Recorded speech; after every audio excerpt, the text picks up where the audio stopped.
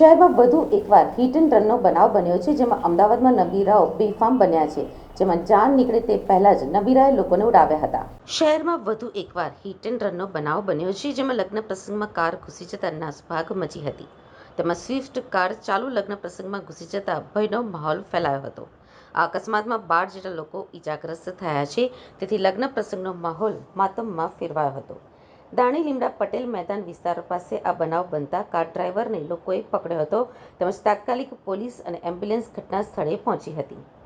જાન નીકળે તે પહેલા જ નબીરાએ લોકોને ઉડાવ્યા હતા, જેમાં લોકોએ કાર ચાલકને દબોચી પોલીસને હવાલે કર્યો હતો.